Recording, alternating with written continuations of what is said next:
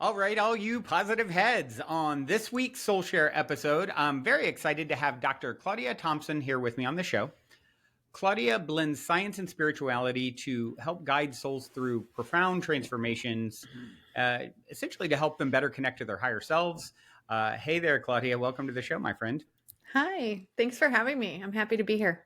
Yeah, I've been looking forward to this. You know, I came across you on Instagram. The algorithm fed you to me, and I was like, wow, I really like your energy and vibe and the messages that you're bringing. And I haven't gotten a lot of guests through that sort of thing, and so I was like, oh, this will be a little different. So I'm excited to dive in and learn more about you and how you got to where you're at. But before I sort of get too far, I want to start with my cliche opening question, which Okay. is this. You're in an elevator. The woman next to you looks over, says, "What's your passion?"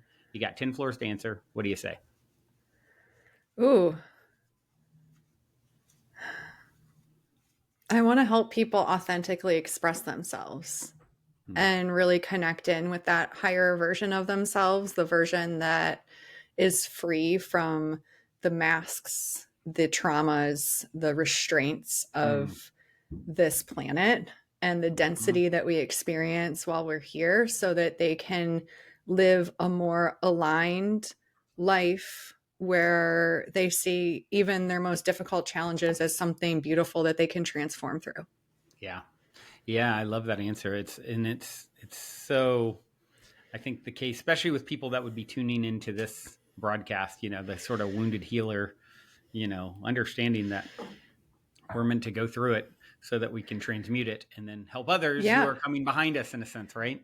Yeah, because the thing is like if you're not wounded, how do you know how to heal? Yeah. Right.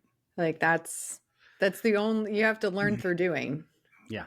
Yeah. And the first place that you practice is on yourself. Well, I had an astrological chart reading the other day for the first time in many years. And it's like, oh, your Chiron return is now, the wounded healer. And I'm like, oh, that explains why the last 2 months have been the most painful of my life. Um, and it's like good things birthing from the Yeah. the trauma, in my case, of a breakup and, the hardships around that. And so it's life is not for the faint of heart. No, but it's definitely something that allows us to grow and evolve at the soul level. Yeah. Earth is definitely one of the most difficult places to learn and experience life because Mm-hmm. it is dense. And Mm-hmm. dense means that we experience things like pain and grief and shame and remorse and fear and all of these things. And we are the alchemist in the sense that we're meant to transmute those emotions into the higher vibrational ones. But Yeah. it Right. is hard to understand the more high vibrational experiences if you don't have the counterpart of the dense experience. Right. Right. Yeah. Can't know that what you are unless you know that what you are not. And it's like that whole, it's cliche but true that, the higher the branches, the deeper the roots, you know, Mm-hmm. the brighter the light, the bigger the shadow it casts. It's And directly proportional. it's directly So the proportional. deeper you go, the higher you can rise. Yeah. Yeah. And in my case, what I've really been trying to do is not resist the darkness or the sorrow or the grief, which are some of the very most intense, you know, intense. I've experienced those emotions more intensely than I ever have in recent times, and Mm-hmm. it's like, okay, how do I like make them my friend and embrace them as much as possible? Because there's this part of me that just also, how do I escape? How do I escape? Get me out of here! Get me out of here! And it's like, no, no, Yeah, no. it's uncomfortable. Yeah, it's so uncomfortable. So when I work with clients, my biggest recommendation when dealing with those heavy emotions that you haven't experienced to this level yet Hmm. is to really not only get into meditation and make sure you're taking care of that piece of you, the energetic, the spiritual piece, feeling the emotions, allowing yourself to feel it, but also heavily working on your nervous system as you do, because those are the moments where we have a tendency to run towards unhealthy coping mechanisms Yeah. and repeat patterns and run and hide from ourselves. There's Right. there's moments in those places and spaces where, it feels like you want to crawl out of your own skin. I've experienced these myself and had to heal through that. And it's almost like you have to train the brain and the body like you would when you're breaking a horse for the first time and getting it used to having a rider and things like that. And you kind of have to hold on to the reins for dear life and go, if I hold on long enough, everything will settle. And it does, but it's a wild ride to get there. Yeah. Yeah. It's definitely been a few month ride for me personally as of now. And it's like, it's gotten a little better, but it's like, it's like, it's hard to imagine it like going away when you've been in it for a long time too. And then one day it is, right. And yeah. So, well, if you would share a little bit about your background and just give us, some context, whatever feels relevant to share about how you got to doing the work that you do. Okay. Well, I definitely didn't start out thinking I was going to do this type of work. I was always inspired by spiritual leaders that were non-religious. And so I was always inspired by those individuals like Wayne Dyer in my life, where the messaging was so clearly accurate and it didn't have any sort of dogma attached to it. I really appreciated that. But I set out to help people learn how to heal their relationship with food and their body. That's why I have a PhD in physical activity, nutrition, and wellness, and I'm a registered dietitian. And I struggled with eating disorders for the vast majority of my life, so for a couple of decades. And it was through healing that I was able to uncover these other aspects of my life, because I was hyper fixating on things. And so you don't know yourself at all if you think your entire worth is defined by a number on the scale, or what you ate that day, or if MyFitnessPal is in the red or in the green or whatever it is. It's an obsession. Yeah. And so I had to heal through that. And what was interesting is that I spent my time teaching intuitive eating, which was how to listen to your body to understand what you should be eating. And through that process, I started meditating and doing some other things.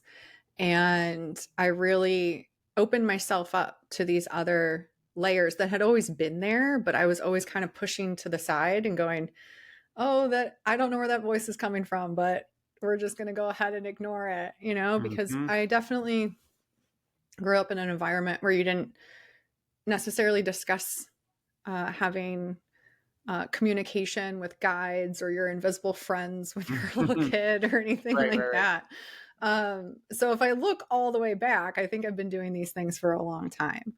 But it wasn't until I went through the process of healing myself that I really connected. And I connected selfishly because I wanted to heal myself of the trauma of not feeling worthy. And then once I realized I was worthy, I ended up having to get out of a really long abusive relationship that was a generational pattern that I was repeating. And it was through the process of healing from that I started receiving these messages really, really clearly. And I started sharing them. And I didn't think that they were, I don't know if I really thought they were completely real in the beginning, because it was so new and I didn't have anyone to talk to about what I was experiencing. But I took a leap of faith and I started sharing them on TikTok, which then catapulted into where I am today. And I've developed meditations that allow people to open themselves up and so that they can connect with their higher self. It's the same process that I use to open myself up. And yeah, I have a lot of clients and members and meditation users that are over the moon with the synchronicity and connection that they're experiencing in their life. Yeah. Yeah. That had to be a nice validator for you when you first set out. And started offering and like, oh, I'm gonna kind of share what I'm picking up from my guides, and this is gonna be for Well, whoever yeah, because receives it. at the time I was like, oh my goodness, because I was teaching university classes and stuff at the time too. So I'm like, everyone's gonna think I'm nuts. Yeah, This is not gonna go well. professor's gone bonkers. Um, they're like, all right, she got divorced and lost her mind. Like, Yeah. this is great. And um, so it was actually a really emotional experience to see not only the amount of people the messages were receiving, but the messages they were leaving on Mm, these videos about how it was changing their life and how like they needed that in that moment. I've received messages from people that some of these messages have kept them from um unaliving themselves, and yeah. like that Yeah. I it's hard to digest initially, the weight Of that. Yeah. of being able to pull through those messages, because it's not something that I do willy-nilly. Like, I have great reverence for um sharing these messages and allowing them to reach whoever they're meant to. Yeah. Yeah. Yeah. It really is. For me, having done the show almost 10 years, I mean, receiving messages like that, I was, suicidal, or 20 years of nothing could help me. And I started tuning in 5 days a week, and now I'm married and have a child, and, everything turned Yeah. around. It's like, that is by far the most rewarding, Yeah. feedback you can ever get. And if anything Yeah, will the fuel your impact fire that to we continue. don't have Yeah. any idea we're making at the time. Yeah. It's Right. wild. Yeah, it really is. It really is. Well, yeah, so I'm curious for you. You share, like I said, I kind of came across you randomly and just was really enjoying what you're putting out, and thought it would be a unique show to have you on. And so I'm curious, when you're getting these messages to share, is there a particular process for you to are you actively seeking, or is it like in the middle of the night you wake up and the message is kind of there? How does it come through for you? So I sleep pretty well. Thank goodness. I used to In until the last 2 in the months. beginning, that wasn't necessarily the case. In the beginning, there was definitely a period of almost like a tapping on the shoulder, like, Mm, "Hey, I have something for you." mm-hmm, Um, and there was a period of time where I needed to develop my comfortability mm-hmm, and discernment in my clairaudience, mm-hmm, because when you open up those channels, uh, you do get presented with the opportunity to learn how to discern the messages and the mm-hmm, energy, and not mm-hmm. everything is going to be of the highest good. Yeah. And I always set my compass at the highest good. Mm-hmm, And I mean, at this point, I have such a relationship with these friends of mine through time and space, I'm going to call mm-hmm, them, because mm-hmm, that's who they are. mm-hmm, Um, that, it's an automatic thing at mm-hmm, this point. mm-hmm, But there is a process piece of that first piece that I recite, that just mm-hmm. comes out of my mouth. If this message found you, then it's truly meant for you. That really sets the tone for me to kind of stand back a little bit Mm-hmm.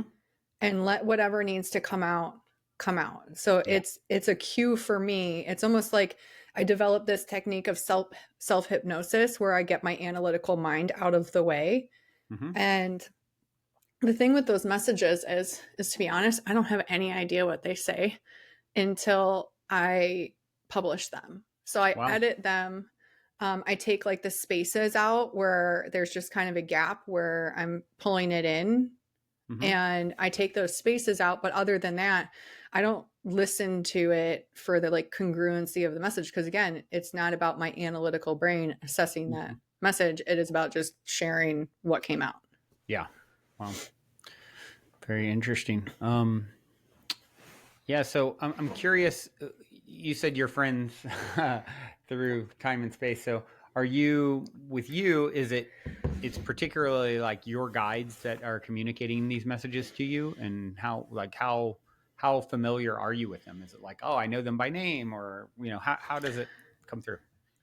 Um, Yeah. I mean, I'm definitely by name. Hmm. They have different names in different places and spaces.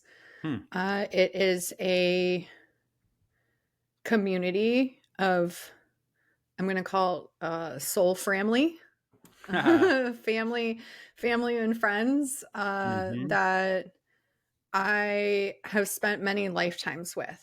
And so Hmm. part of my awakening was learning about who I am, accepting who I am. And You mean beyond this physical life, or yeah, so you have yeah, because recollection that that's how, I'm sorry. you have recollection regarding Yeah, some of this. I've spent a lot of time in very deep meditative places and with some practitioners that help me uh, pull those things forward that then cascaded a lot of healing for Hmm. me. Yeah. Because in this particular lifetime, I was carrying a lot of stuff from other places and spaces, and I needed to have an understanding of what that was Hmm. and how it presented in this life so that I could heal it. Yeah. Yeah. Yeah. Um, did you, as part of that, was for you, was it being made aware of other lifetimes and like details of other lives? Yeah, I did. I've had other lives come through. That was a really powerful experience. Do you care to share any details? And no. No. So I feel like with some of these things,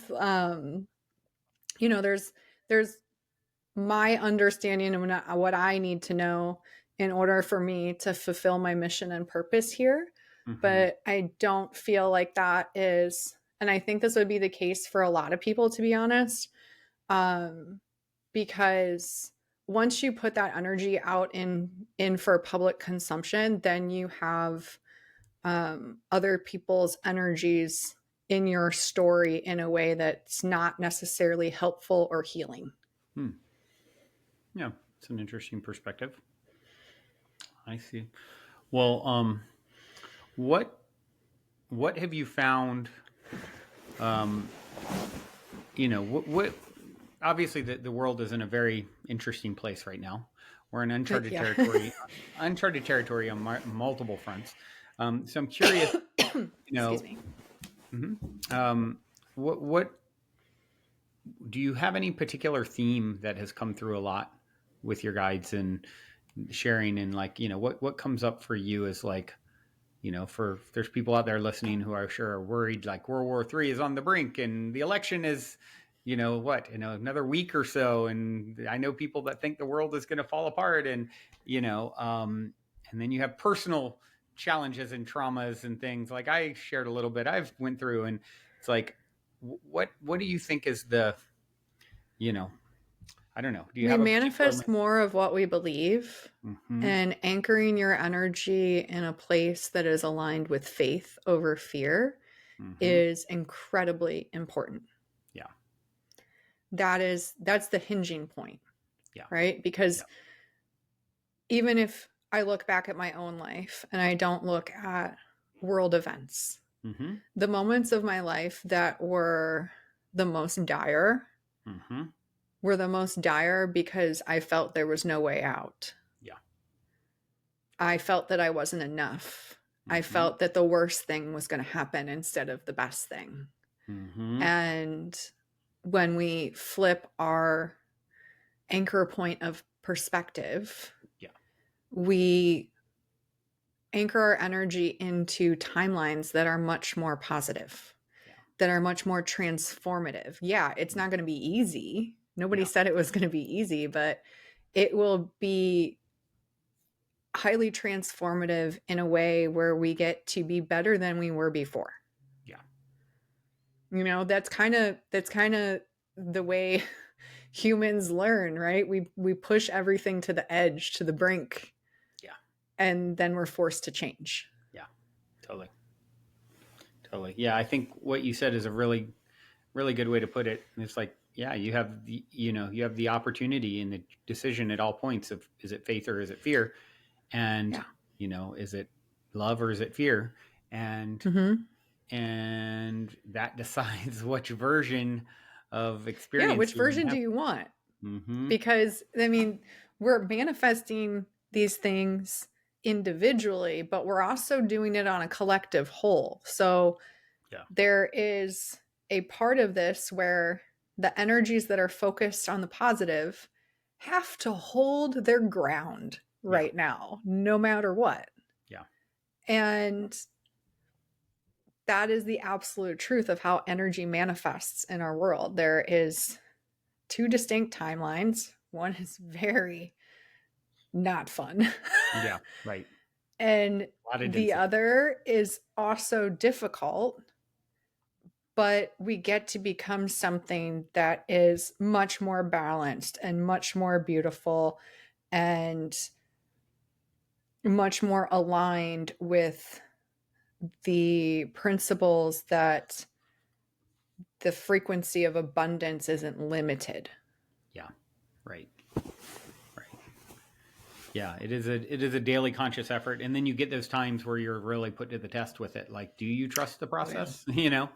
Really trust the Yeah. process? What if I pull And I out? think right now, like, especially like, it's interesting, with the way things are with the timing of this particular election in the United States, with how we are finishing up this Pluto return situation. Yeah, the astrology Um, is interesting. yeah, everything is layered and woven throughout. And when you look at every single piece individually, it's compelling. But then when you look at how it's all interwoven, you're like, oh, this is definitely a big deal. Like, this is happening.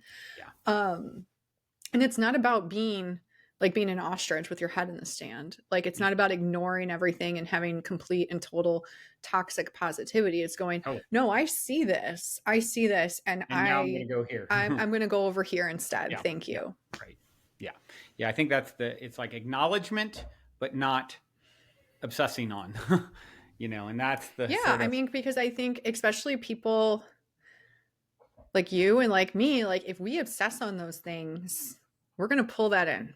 Yeah, right. And that's really problematic. Yeah, yeah, So we have to keep that benchmark in yeah, okay, I don't know what this is going to look like, but we're going to get there, and it's going to be great. It's going to be great. yeah. Yeah, and it comes down to it's back to faith, right? I don't know what it's going to look like, but I trust the Yeah. mystery. You know, um, I trust the mystery, and I know that it's happening for me and not to me. And if it's hurting, it's helping me to sharpen my axe and become become stronger. That whole smooth seas never made for a skilled sailor, and we all came to be skilled sailors. And so, Right. yeah, man, and it's not to diminish the rough seas. And you're meant to feel. It's Yeah. not to like bypass the challenge either, right? Just put it in its proper place so that it doesn't become super unbalanced and do way more harm than it's designed to. It's designed to Yeah. sting, but not destroy you, right? So, Right. Exactly. Like, we're going to make it. It's going to yeah, be okay. yeah, yeah. That's where I'm holding my belief right now. Mm-hmm, mm-hmm. Yeah. It makes me think of the first published text by a woman, Julianne of Norwich. Have you ever heard of her or heard? Mm-mm. So she had a near death experience in like 1200s or something, and then she had this experience. And this is medieval times where things are so dark. Um, Yeah. and she came out and she started talking about she had an experience with Christ and what she was shown, and it was very much in contrast to the world in a lot of ways. And sort of even the perspective around that stuff was so dark back then. And she said, all shall be well, and all shall be well, and all manner of things shall be well. That was like sort of a summary of what her experience and what she was shown is. And I think just holding that Yeah. North Star, right? That Yeah. Because I all mean, that manner of things shall defines be our well. experience Yeah, too. yeah, right, right. Well, what I know with one of the things I just kind of taking a look at some of what you offer, and um, you really help to, you're really focused on both the science and spirituality emerging. And, I've been doing a lot of, what's helped me in these last few months is doing a lot of Dr. Joe guided meditations, who's, Mm-hmm. probably the most known for merging those worlds. And so I'm curious how your approach, you know, with your offerings to, your clients and things, what is it that you do to, help them So utilize? I would actually state that Dr. Joe and I are very similar in our methods, but Mm-hmm. our energy is different. Yeah. And, that's He's the much more difference feminine than between, you. No, just kidding. yeah, I know, right? Exactly. Just kidding. Because you're That's so it. soft. But yeah, I mean, that is the difference. And I think people like Dr. Joe and myself, like, it's almost the picture that I have been shown. Because the thing is like, so I kind of have all of the clairs. So I get shown pictures and, I hear things, all of that stuff. Mm-hmm. But the picture that I've always been shown about it is kind of like a hallway. And in that hallway, there are different doors. Mm-hmm. And depending on which door you walk through, holds the energy of how you're starting your transformation through that experience. Yeah. And so we hold these different doorways open Mm-hmm. through our techniques and what we do. Um, the breath work and things like that, I use breath work that's very similar to his because I've tried many, many different types of breath Mm-hmm. work and Mm-hmm. they just don't feel aligned, and uh, they don't produce the same effect and the same energy um, as these kinds of methods do. And so the type of meditations that I use, they will take you into a theta brainwave state. And so Mm-hmm. that's the brainwave state we have to access in order to get to our limiting beliefs and to get to that wiring that's in the brain that we need to start altering and changing. And Yeah. through that process, we stimulate the pineal gland, we activate that antenna with the quantum field, and we end up clearing and receiving information Yeah. through that. And so that particular process is a process of unfolding. Yeah. Like, you go in and you set these intentions, and then the process unfolds for you after the meditation. Like, you experience certain things in the meditation, but it's usually in the days after those meditations that you start to receive a lot of signs and synchronicities. And you're like, oh, Mm-hmm. I thought this was this way, and maybe this is something else. Maybe you learn more about yourself. You connect more with your authenticity. You uncover layers of healing that you didn't realize were there. Mm-hmm. Um, you can have deeply physical experiences, which I think a lot of people don't realize when they start doing these things, that you have to heal your energy, you have to heal your belief structure, but you also have to heal your body through that. Like, your Yeah. body is also changing through that process, and that can be really painful at times. Yeah. When you have a lot of stored energy in your muscles and things like that, that can physically hurt for it to come out. Yeah. um but yeah, so when it comes to the meditations are the foundational piece of healing. Anybody that I work with one-on-one is using the meditations regularly. We move through them intuitively in a way that um, I can assess where they are and where their energy is, and be like, all right, we need to do this one for a couple of days. We need to do this one for a couple of days, and move through it like that. But it's all a very personalized experience. Yeah. Yeah. Cool. Yeah. It's, I think more than ever, I realize, like, I haven't ever been the most diligent meditator. And in recent months, I've realized, like, oh my gosh, this isn't something that you can really skimp on, No, you And can't.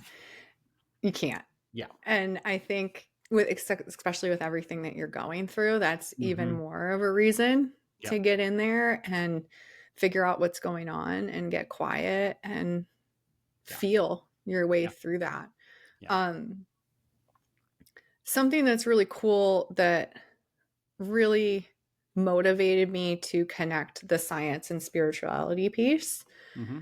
is even when I was in uh, my nutrition work in my graduate studies, when I took those degree programs, part of it was because, I was struggling with food and body myself. And I was like, all right, I'm going to go through this.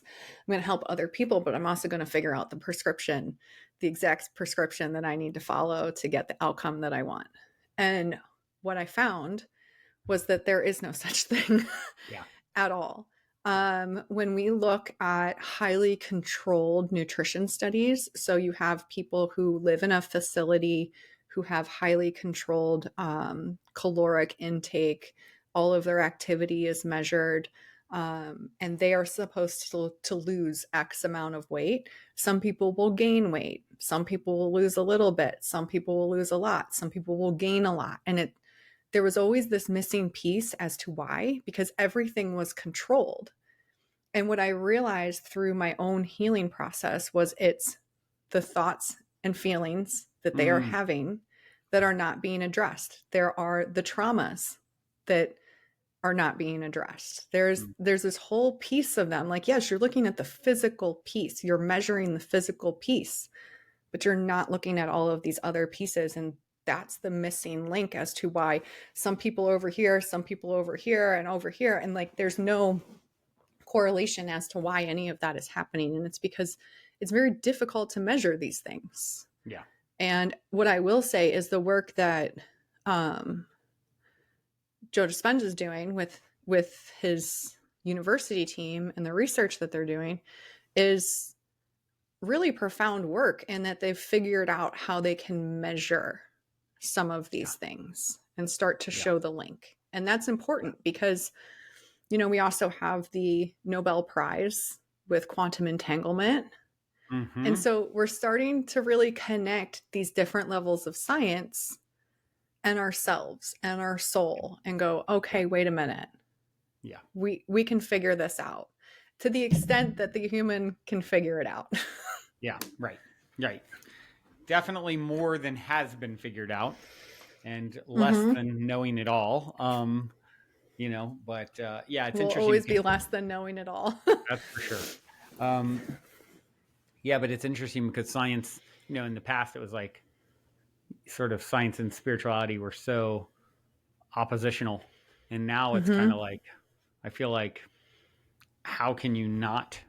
I'm always in awe of some of these really intelligent people, Mm-hmm. IQ wise or whatever. They're an engineer or whatever, and they have they're atheists and have no sense of spiritual awareness. And I'm just like, wow, it's so interesting how intelligent you can be, and it's like it's so obvious to me. It's like Right. how can you not feel it, know it, see it, be tapping into it and getting them signs and messages, and it's Like, like how can you not be in awe of how all can of you it? not be how you're Like, you're how can you're you that not? intelligent in one way, and you have no spiritual intelligence, and it's like, and it goes to show that we can be, you know you judge a fish by its ability to climb a tree and they'll think it's dumb its whole life. I mean, there's different types of awareness, and Yeah.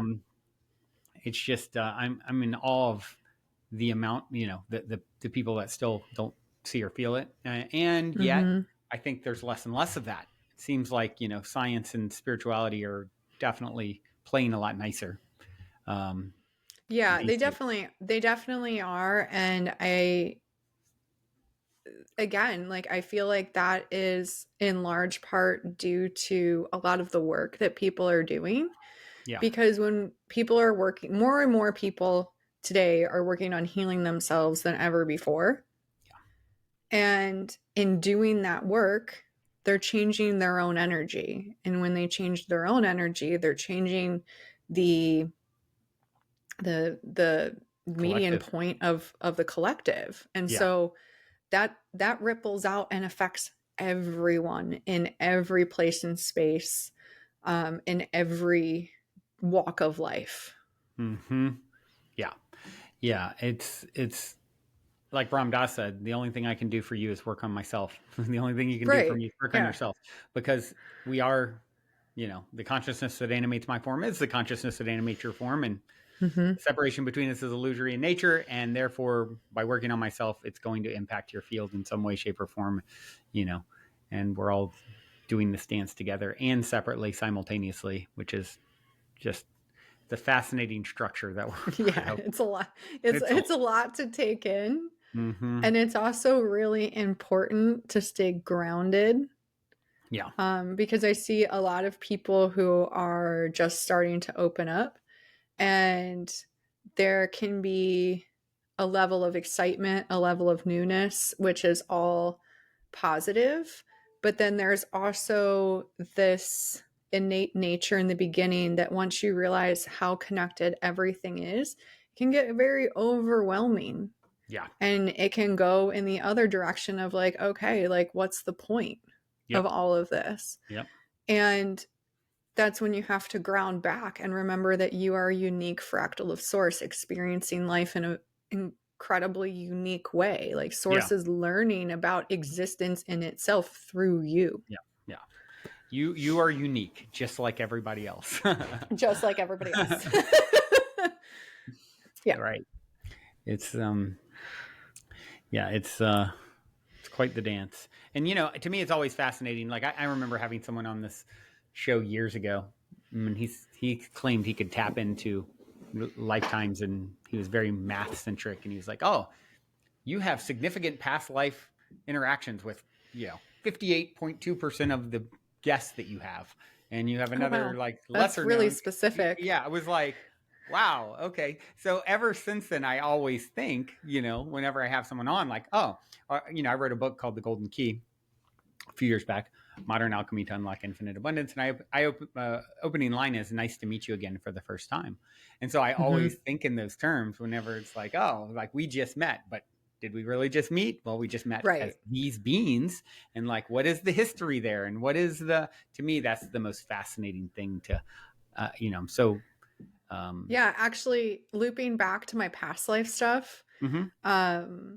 So I have my best friend went through the process that I went through to like recover some of those memories. Mm-hmm. But I had not told her about Mm. any Mm. of the details. I just simply said this was an incredibly transformative experience. Yeah.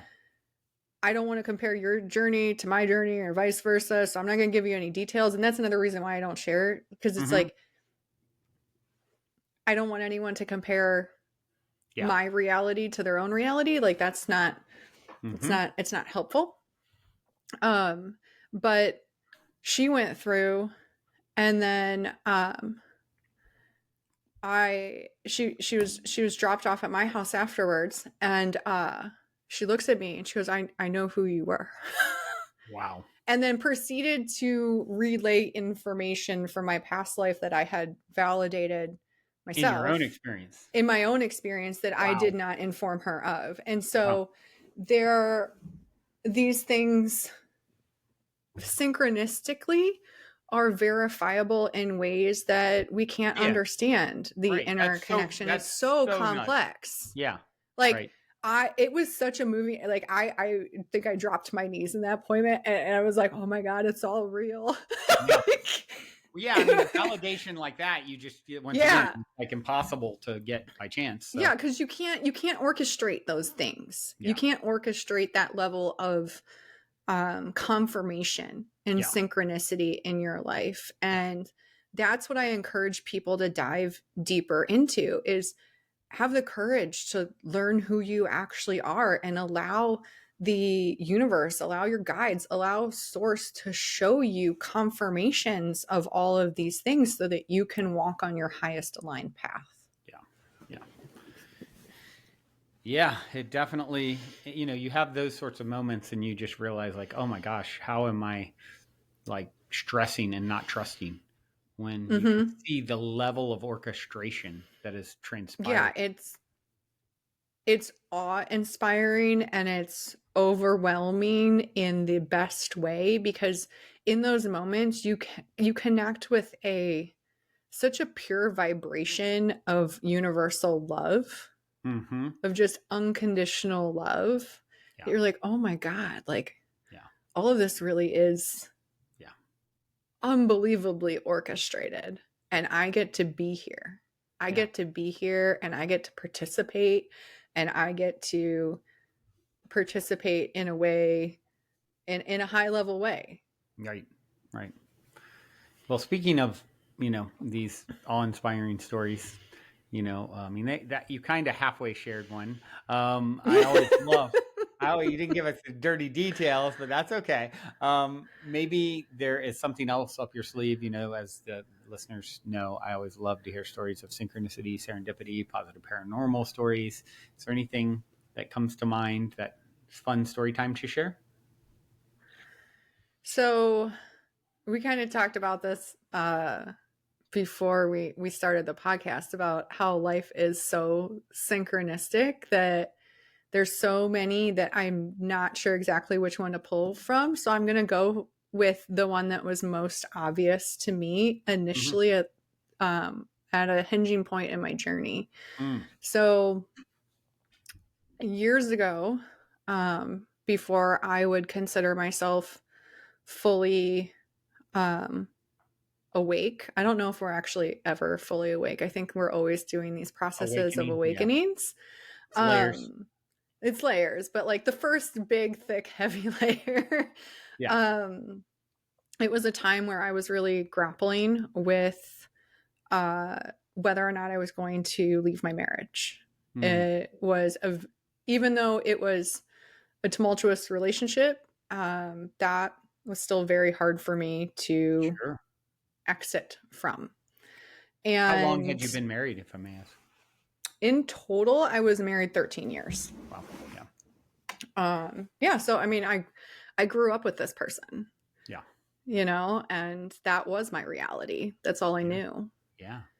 And so that was incredibly, incredibly difficult to do. And in the course of that, I also had to heal myself and remind myself, like, these behaviors aren't normal. Like Yeah. this isn't your baseline level of what you should be accepting into your life, or how you're cared for, or any of these things. And so I had to relearn what it was like to be me, Yeah. because I hadn't experienced me on that level since before that relationship took place. Right. And so I was on a business trip, and I was in New York City for the first time I had ever been. And I was so excited to be there. And I was going back and forth on, should I stay? Should I go? Should I stay? Should I go? And I was there for a conference. And the woman who was leading the conference was telling this story about, she prefaced it with her business. Mm-hmm. But she was talking about the movie Alive. And I don't know if you've ever seen that.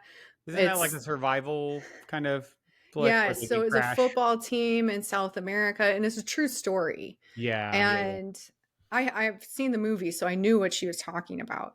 Mm-hmm. And they crash in the mountains, and everyone just, it's during a snowstorm. They basically wrote them off. Like, there's no, even if they survived, there's no way we can get to them and get them out of there. So we have to just kind of put our hands up and, Yeah. sorry for our losses here. Mm-hmm. And these people, the fuselage of the plane had like stayed intact. Yeah. And so they were surviving with the materials that they had, even in this snowstorm. But they realized that if they wanted to have any chance of actual survival, they'd have to leave this fuselage. And Yeah. the speaker at this conference, she was like, I realized, like, my business at the time was the fuselage. Like, it felt Mm. safe, it felt cozy, but I needed to leave Mm. it. And I was sitting there and I was like, shit. The Yeah. fuselage Yeah. is my marriage. Yeah. Right. You've got to be kidding me. Yeah. And so it hit me like a ton of bricks. And I went out because we were in Brooklyn. And so I went out on a break and I was standing in a park and I was just looking at the Brooklyn Bridge. And I had reread The Alchemist a couple months before this. And I was like, you know what? This feels out of my control. So I just looked up the sky and I was like, all right, I'm going to do whatever you guys show me. So let me know if I should stay or if I should go. And not even like 4 hours later, the cycle of abuse that I had experienced many times over started again. And I knew by the time I got on the plane that there was no other option. I had to leave. Yeah. And the guides could not have been more clear on that. Yeah. They were like, you asked, you shall receive immediately. So basically the abuse started that it was sporadic or something. It started almost immediately after you asked. So there was I don't want to get into the depths of this relationship because I think we all have that opportunity to change and grow and heal. So he may or may not have done that. Yeah. But it was a very controlling, verbally, sometimes physically abusive relationship. Right. And when you have a person that has that level of control, they will do things when you are on a trip that would, take away your ability to use your credit cards or get into your house when you got home or things like that. And that cascade started within a couple of hours. And it was completely uninstigated. Yeah, right. Wow. So it was an obvious sign to me that, it's time. It's like, yeah, I'm going to stay signed up for this. Like that's the path. No. Yeah. But the thing and for anyone listening that may be in a situation like that, it's really important not to beat yourself up because I was in that for 13 years. It wasn't like it started gradually, like it happened pretty immediately. But when I met this person, I was not in a place where my self-worth was very high and it was like an easy target situation. Yeah. And the thing is it took me a lot of healing on other things for me to even be able to see like, wow, this is not good. Like this is something I have to leave. Yeah. And so to whomever is listening, like you heal in layers and you're going to heal whatever you need to heal first to get to wherever you're going. You just got to keep walking. Yeah. Right. Right. Yeah. Very well said. Very well said. Well, this has been really awesome, Claudia. Thank you for taking the time. Is there any sort of message or, if I ask you, do you have anything specific that you feel like this audience would benefit from hearing right now? Is there anything that comes through for you that you'd like to share? It feels very much that there's a big portion of the audience that needs to understand that they don't need to be perfect. That they don't need to elevate every emotion. That holding your frequency higher doesn't mean that you're not going to experience challenges and things that you have to overcome, because that's part of the ingrained human experience. And to sit with grace in the moments where you've acted or behaved in ways that you are not proud of yourself, and allow yourself to see that version of yourself that was wounded, and give them a helping hand to heal. Yeah, I love that. Yeah, I think of one of my favorite books, and it's not very well known. It's a channeled text by a woman named Rasha called Oneness. And I think of that book with what you just said. She talked about on the way I view that book, it's almost like the guidebook for ascension. Like, here's the symptoms, here's what you're going to experience, here's things that are going to come up, here's, and it's just profound and beautiful and poetic. And one of the things that she talks about is challenges that come up, or problems, or sickness, or, and it's like, we can view that as like, oh my gosh, what's wrong with me? That this would happen. I'm out of alignment, because obviously, and it's like, no, actually, it's a sign that you're in alignment, because you're in a place where you're able to, I was having skin issues for a while, and I'm researching. It was like, oh, well, when the flare-ups happen, that's because the rest of your system is stable enough that your body can actually dump those toxins, and you're healthy enough to deal with it, and it's like, what an interesting way to think of it. Like, oh, this is coming up because you're ready to actually process and move through. Right. Like, that's the layer that you're going to move through. Yeah. Right. Exactly. Yeah. And that's the thing. A lot of people think that, like, if anything termed negative happens to them, then they've somehow gotten out of the vibration. And like, you need to understand that you're in a range of experiences. And the goal isn't to always stay up here. The goal is just to move your baseline. Yeah. Right. Ever so much. Like, keep moving that baseline. And it's this 2-step forward, 1-step back kind of, spiral evolution, that we circle back on things that we think we've moved through for deeper release. And, And the thing is too, when we heal and we shift into these higher aligned versions of ourselves, we are always going to be given opportunities to show that that's who you are. Yeah. So it's not like you're being challenged in those moments. It's not like something's fighting against you. It's just the universe going, hey, you shifted into this space. Would you like to show me that you act like it now? Yeah. Right. Yeah. It's an opportunity to demonstrate who you are, who you're choosing to be. Well, what is the best way for people to connect with you, follow your work? If you want to kind of throw out all the ways. Yeah. So I'm on TikTok, I'm on Instagram, and I'm on Threads. And that is Dr. Claudia Thompson. And if anyone follows you that has any other variation of that, that is an account pretending to be me, because there are more of them than I'd like to admit. And then my website, drclaudiathompson.com. That is always a great place to find me. My support email is on there. So if you have questions about products or scheduling or anything like that, feel free to email the support line. I'm always sharing messages on TikTok and on Instagram. And I try to remember multiple times a week to get threads posted. Yeah. Gotcha. You haven't been on Threads too much. Do you like it?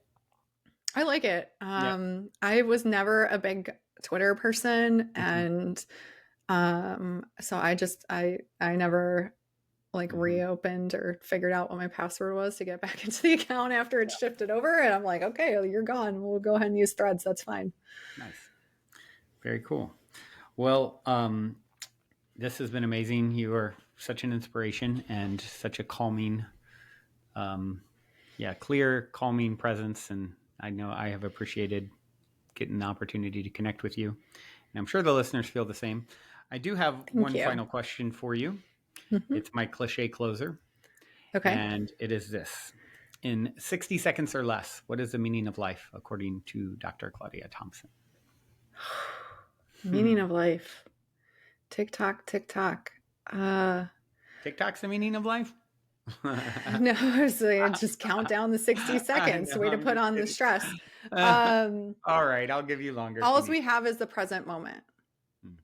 And anchoring into the present moment is what relieves the resistance in this realm. And so the meaning of life is finding ways to embrace yourself and connect with the unconditional love of source through all of our moments. Yeah. And being able to see it in everything else we view. Yeah, I feel that. My initials are BBB, and I'm pretty sure it was encoded to try and remind me to stop doing and being present more. So my initials spell cat. So oh wow, oh, you're kind of cat-like. I know. Cat eyes. A little bit. Yeah. Very cool. Very cool. Well, Yeah, thank you once again. This has been such a pleasure, such an honor, and thank all of you out there for tuning your beautiful brainwaves and incredible hearts into another episode. Till next time, journey well.